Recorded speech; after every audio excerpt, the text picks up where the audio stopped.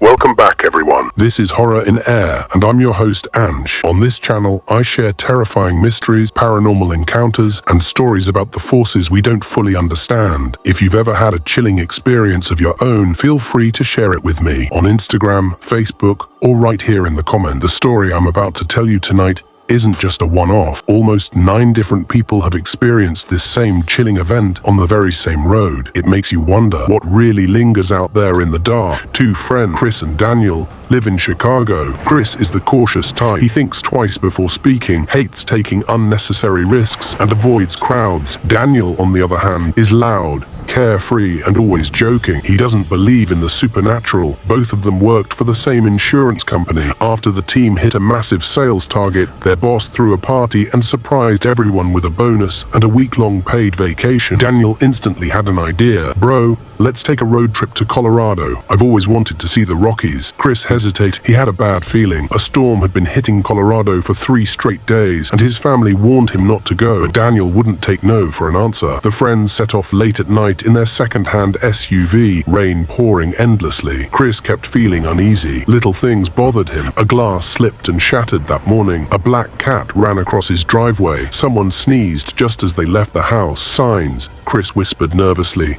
Daniel laughed it off. "Dude, you've been watching too many horror movies." But then Chris admitted something chilling. "When I walked to the car, I swear I heard footsteps behind me, and when we sat down, it felt like someone else got in with us." Daniel smirked. "Relax. If there's a ghost in here, he can pay half the gas bill." Hours later, deep in the mountains of Colorado, rain still hammering the windshield, they pulled over near a lonely roadside shack where an old man was selling coffee under a dim lantern. As they sipped their coffee inside the SUV, there was a knock on the window. A woman stood there, pale, drenched in rain, but strangely, her clothes weren't wet. Behind her, a man stood silently, face hidden. "Please," the woman begged softly, "our car broke down. Can you give us a ride?" Chris shook his head instantly. "Number, something's wrong. Don't let them in." But Daniel unlocked the door anyway. "It's pouring rain, man. What if it was your family out here?" The couple climbed in. The woman smiled faintly, but the man never spoke, just stared blankly at the dashboard. The woman directed them toward a smaller, darker road leading deeper into the mountain. The smell of burning wires filled the car, though nothing seemed wrong. Chris whispered, "Look at them.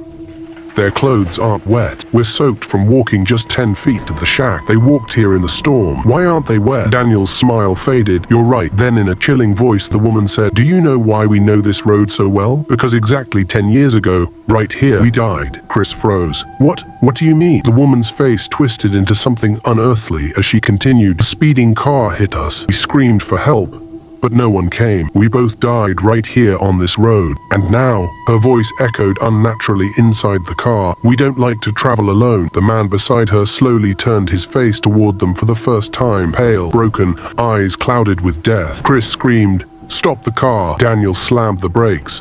When they turned back, the couple was gone. No door opened, no footsteps. Just empty seats. But the smell of burning still lingered, and when Chris stepped out in the rain, he noticed something chilling on the foggy rear window. 2 words scratched into the glass, dripping with condensation: "Thank you." If you ever find yourself driving through the Rockies on a stormy night and someone asks for a ride, maybe think twice before opening your doors. Did this story send chills down your spine? If it did, hit the like button, subscribe for more horror tales, and tell me in the comments, would you have let them into your car?